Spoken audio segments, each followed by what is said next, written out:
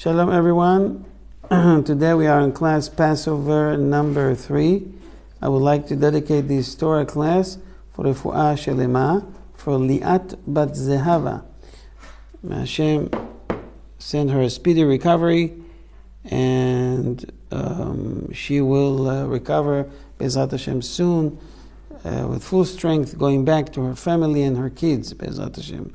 And thank you for Ehud Wilson for bringing this up to me.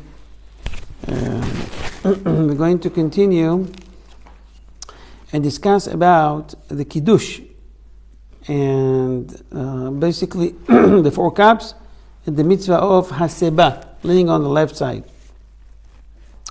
Everyone needs to understand that it's important to have the table ready before the Seder starts. You don't go home after shul and you're supposed to start at 8:30, 8:29, 8:30, and now you start to organize. Everything should be ready. One should have Seder table set before the evening begins, so that when he returns home from the synagogue, one can recite the Kiddush immediately after dusk. The idea is that there's a mitzvah. You should know that it's important to begin the Seder early, so that the little children will remain awake to participate in the Seder and fulfill the mitzvot of the evening. You should encourage the kids to go to sleep that day for siesta during the day for 2 or 3 hours. Take tablets from them, phones, whatever.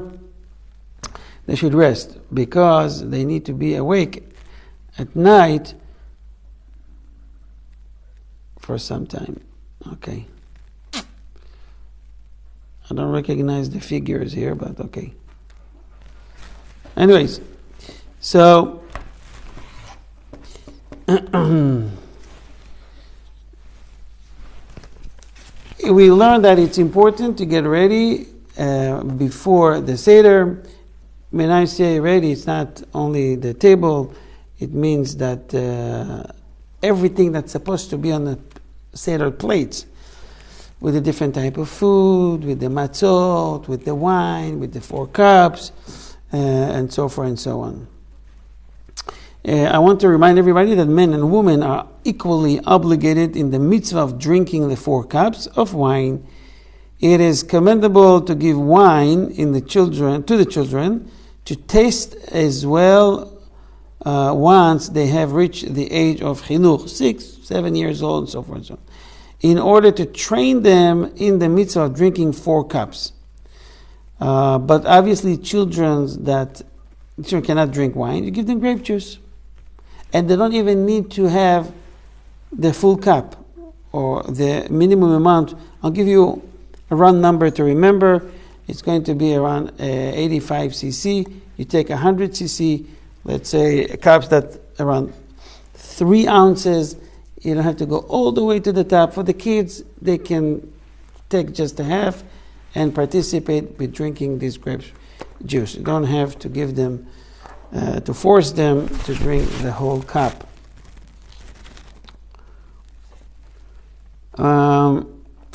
Which part of the Seudah, or how many times, we should lean on our left side? If you didn't do it, it's a problem, and you didn't fulfill the mitzvah. And people need to be reminded. People need to be reminded because, especially this mission is, oh my goodness. I'm sorry, everybody. You guys were on mute, and I'm back. I'm sorry I was on mute. If anybody hear me, can put on the text message in the group that I'm back. I was Zoom on mute myself. Okay, so we're talking about the 4 cups. Men and women are obligated equally, and so forth and so on. And that we need to set up the table before the meal starts with everything that's needed. Haggadot, the books, the food, the wine, everything. This year, the earliest time you can start would be 8/29, the year is 2023. Who is obligated? Men and women. Kids can drink just half a cup or just a little bit of the grape juice. Obviously, if you have regular wine, you should mix it with a lot of water for them, for the kids. There is some point during the Seudah, the Seder, that you must lean on your left side. Okay? If you didn't do it, there's a question about the validity or if you fulfill the mitzvah, let's put it that way, of that night. Which are these points? Where are they? It's around, it's seven times that you need to lean on your left side. This job is mainly the responsibility of the Seder leader. He should remind everybody, because people used to take the cup and drink, take the matzah, eat, take something to the mouth and they eat. They don't remember to lean on the left side, at least 45 degrees diagonal. So, what are these spots? Our sages institute a rule that we must recline to one side when eating matzah for the mitzvah of matzah. Korech, afikoman, and drinking the 4 cups. So it's 7 times total. Again, for the 4 cups, when you're eating the matzah is number 5, not in the same order, just for you to remember. And when you're folding the matzah and the maror together, the matzah, and the afikoman at the very end, when eating the partial of the afikoman.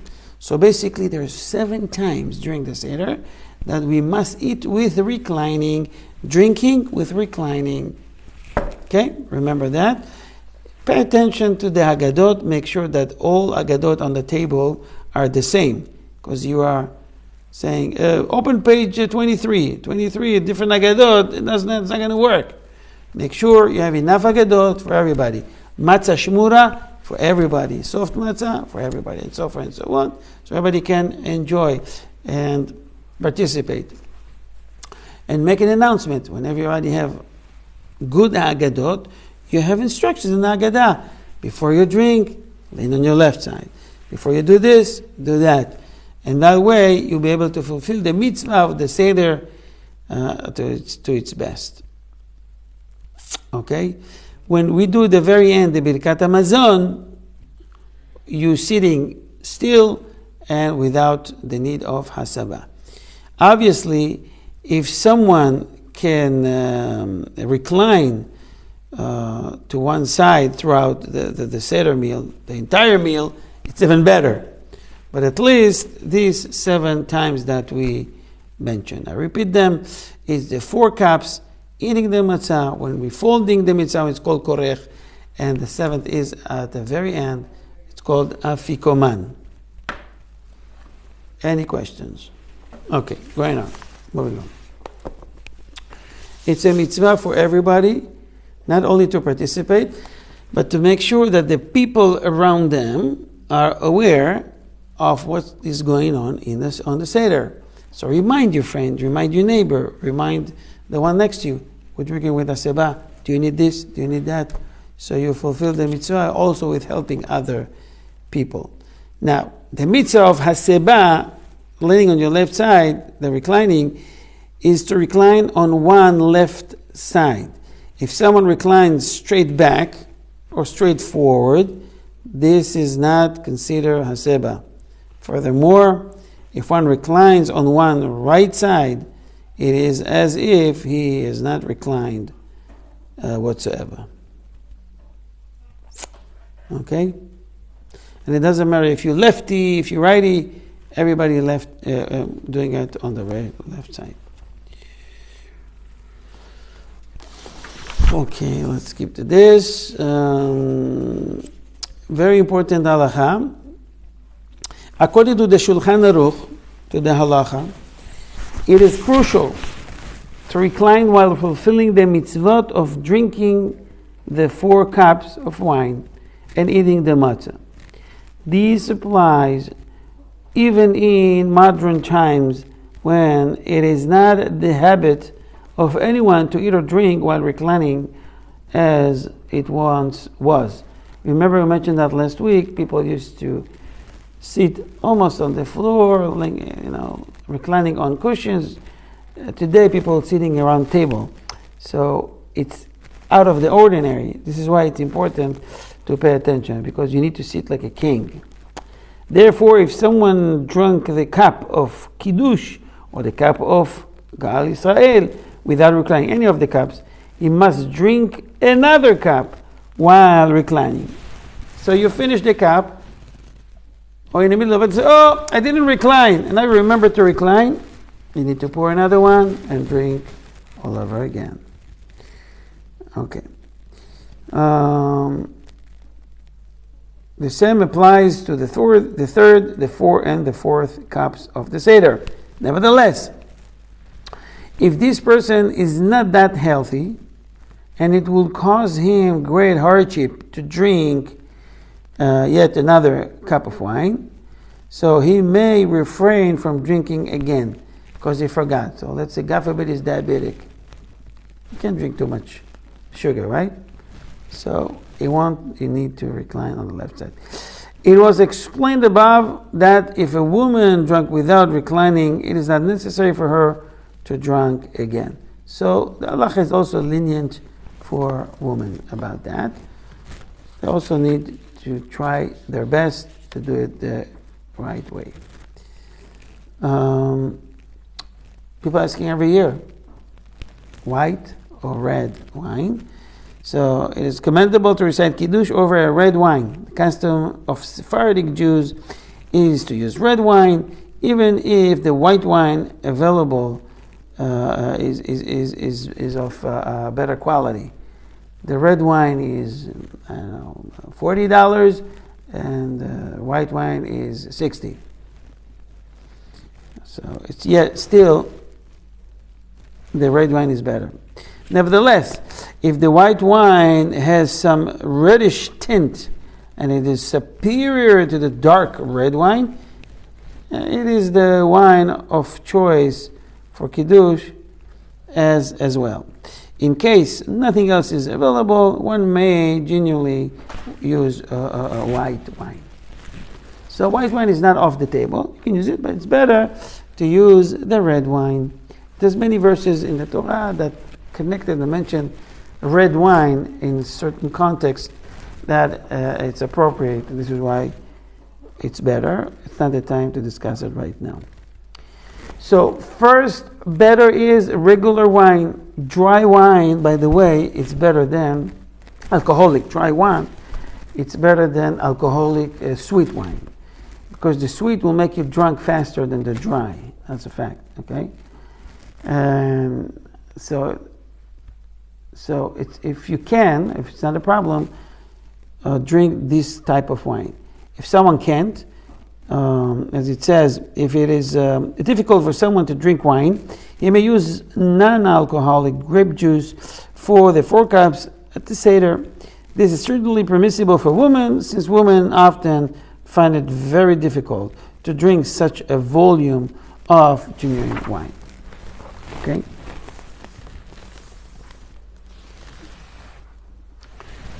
Someone wants to take advantage and drink with the 4 cups. He wants to drink a medicine. Oh, I forgot to drink a medicine. So I'm going to drink the bitter medicine, and I'm going to wash it off with the wine. So he's waiting to that point. He's drinking the medication and then the wine, and then while reclining.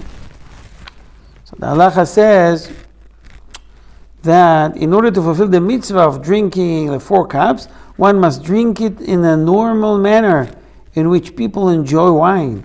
Therefore, one may not mix any bitter-tasting medicine into the wine. So my example was before, and the halacha is also mixing it together.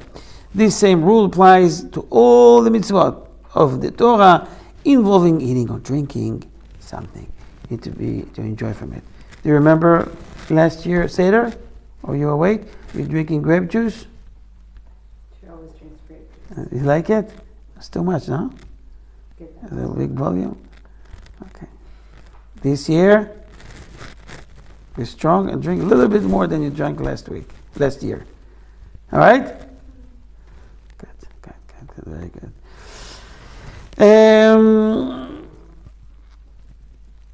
Okay. You know, people are asking every year, what about someone that he can't really drink and it's dangerous for him? And the halacha is very strict. The halacha says that even if it's hard for you and you hate it and you can't, you need to push yourself to drink this amount. It depends. If someone has a doctor's instructions to refrain or to drink only one or two or whatever, he should follow the doctor's instructions. Okay? It's better always to consult with a Jewish religious doctor because they could tell you more accurately, they understand the significance of the event. Some other doctors just say, you just refrain and that's it. I told you, don't drink. But they don't know, they can be lenient, they just don't want to, from whatever reason, to be lenient with you. So it's better to consult with someone that also knows the halacha. He give you the real verdict. Okay?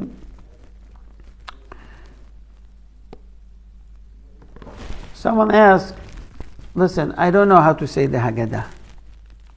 I don't speak Hebrew. And if I read in the English text, I don't understand anything. I don't know what to do. I don't know how to say it. So if I don't say the Haggadah, am I exempt from drinking the wine? So the halacha says, if someone does not know how to read the Haggadah and the Hallel, and there is no one available to recite it on his behalf, he is nevertheless obligated in the mitzvah of drinking 4 cups of wine at the Seder. He fulfills this mitzvah even though he does not drink each cup according to the order of the Seder. But he must wait at least a few seconds between drinking each cup. So he knows that the mitzvah of the day is to drink 4 cups. He doesn't have Haggadah, or he can read from the Haggadah. Some people, they're stuck in places that they can't drink, they can't participate in the Seder, but they have the wine. So what they do, they take, drink the 4 cups, reclining on left side, at least count to 10 between each cup in order to fulfill the mitzvah. This is obviously a very unique and rare situation. Now, another question that we have every year. Do we need to wash the cups between the cups? Or I can pour and always add? What people do usually, when you finish, someone already fill it up for you. So the halacha says, before filling the cup with wine for Kiddush, the cup must be rinsed thoroughly inside and out. If it is already clean, however, this is technically not necessary. But it is good to do so nevertheless for Kabbalistic reasons. Each cup should hold the new wine with no connection to the wine before. So if there's some trace of wine from the first cup, some residue, it's better to wash it. Obviously you will have. So the custom of some families, they have a plastic box at the corner, you saw that? And they're putting these cups there. In the meantime, you have new one, and then they're replacing them. Right.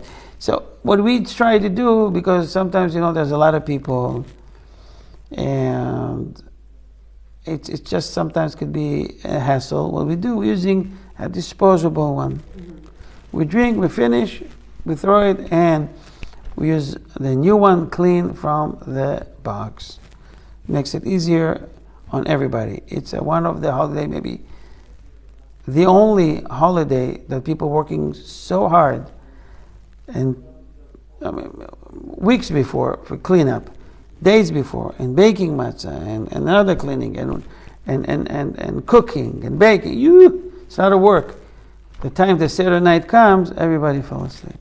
They have no more strength. They're exhausted.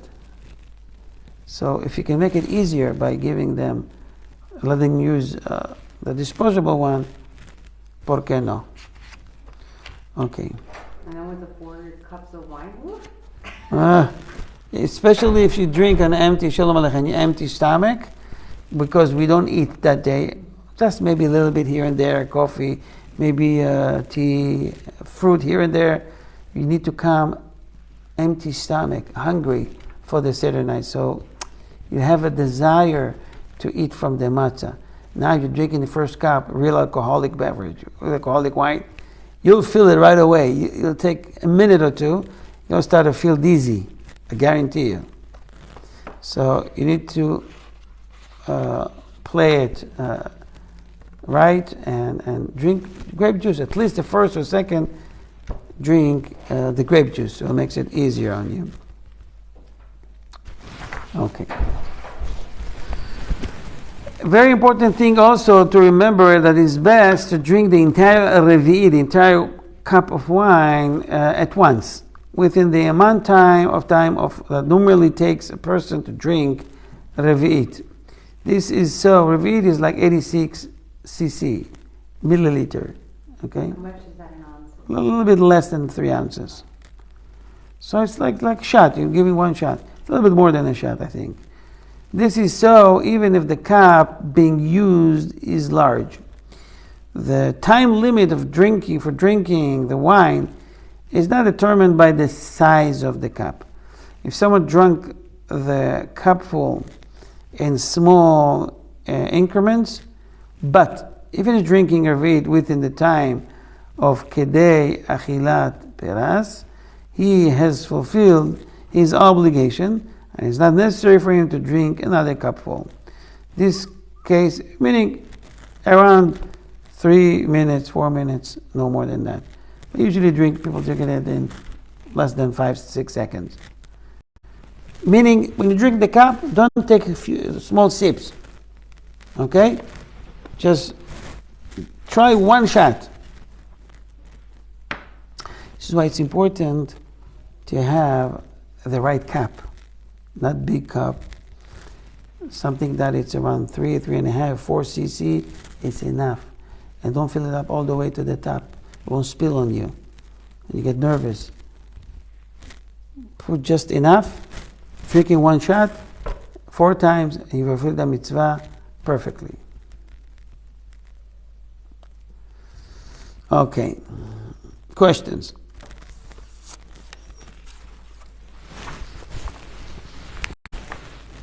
So I think we have this class, and next week it's just before the holiday? No.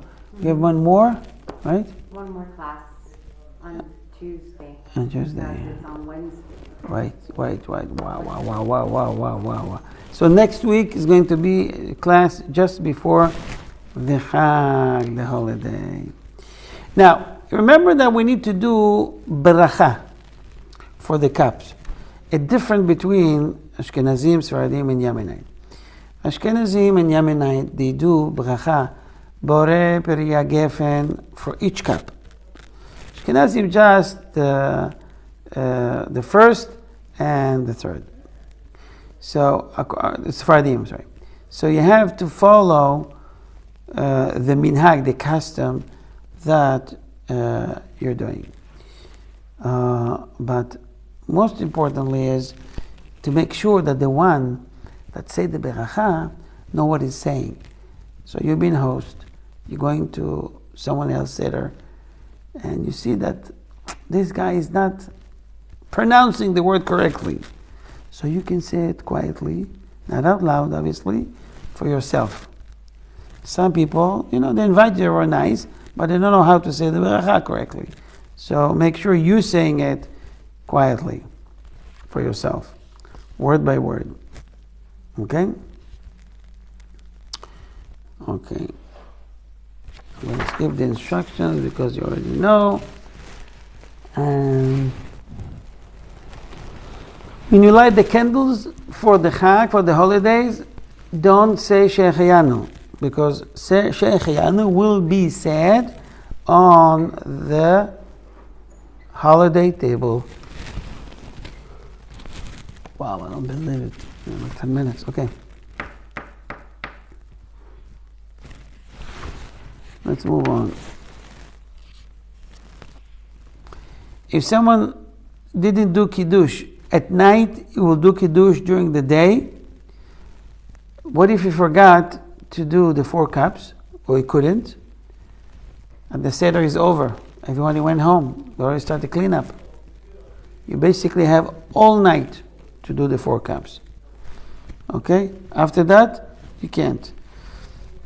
If someone did not recite Kiddush during the first night of Pesach, he must recite it during the day. If he did not recite it during the day as well, he can no longer compensate for it, nor is there any way to compensate for missing the mitzvot of drinking the 4 cups of wine.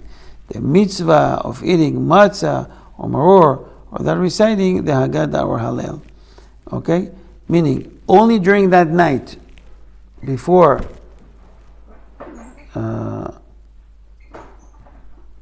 dawn, you can still do it.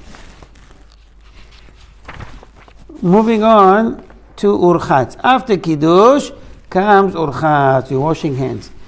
People tend to forget, and what they do, after they wash, they sing blessing. Baruch atah melech haolam she'ktav v'tzivanu al netilat yadayim. It's something you used to do every Shabbat, every holiday, every time you before you eat bread, especially when you're on such an event. It's confusing. On Pesach, you don't say bracha because you don't eat bread. You do Kiddush, you wash, but you don't say bracha. The next step will be karpas, eating some sort of vegetable. Because we're dipping the vegetable in the liquid, that's require us to come with clean hands, and therefore we're doing the washing.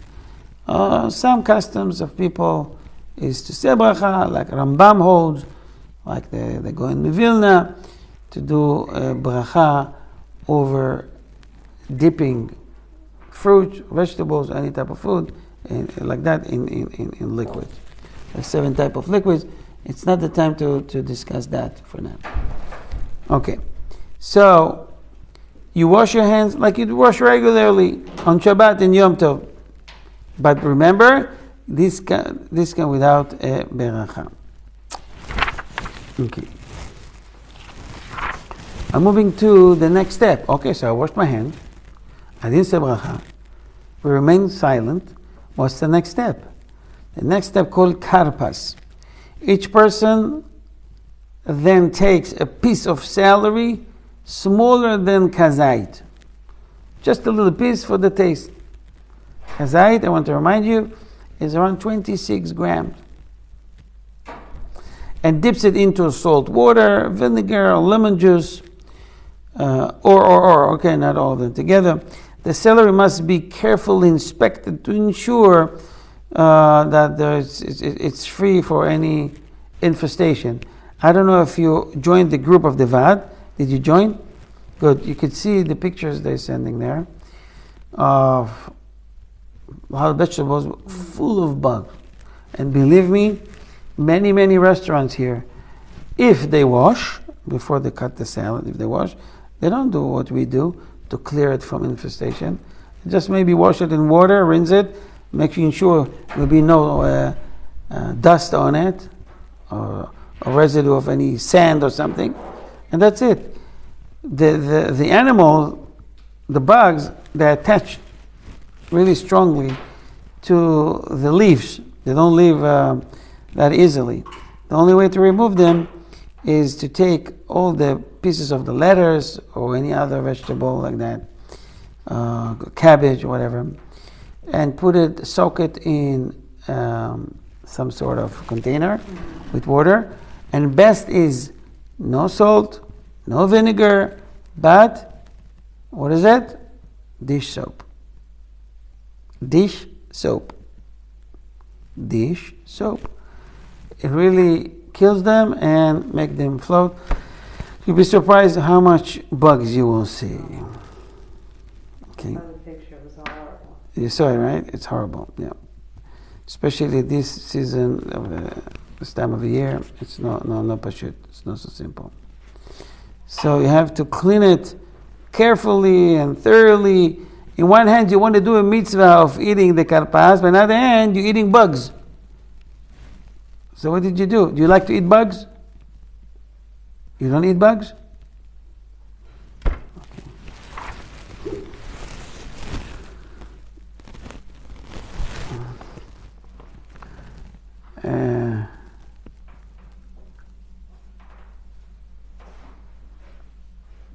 there's a saying in Spanish. Is saying on something on Cerrada no entran moscas, whatever. You know, familiar with that? I forgot. I think moscas, but Okay. I forgot. I remember someone told me the other day. I can tell you. Let me tell you this. You know what? don't know anything about moscas. It says, on boca cerrada no entran moscas. Sí. Right? En boca cerrada. Right. There's this it's hinting like you don't have to talk. You have to keep your mouth shut. Right? I wrote it to Moshe, and I remember when I wrote it on boca cerrada no entran moscas. I liked it. There's a saying similar to it in Hebrew, but I like this one. Mm-hmm. Okay. And it could be used in many ways. In many ways, right. Sometimes people talking nonsense, and so you tell them on boca cerrada no entran moscas. I hope they understand that. Now, Like Lishonara. huh? Like Lishonara. Lashon hara, right? Less the better. Close your mouth. So you'll be avoiding saying Lashon hara. Do we need to lean on the left side, reclining on karpas when we're eating the karpas? After you wash your hands and dipping it in the either salt water or the lemon or or the vinegar. So the halacha says no, you don't recline. Okay.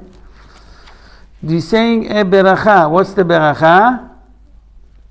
What's beracha is doing over vegetable?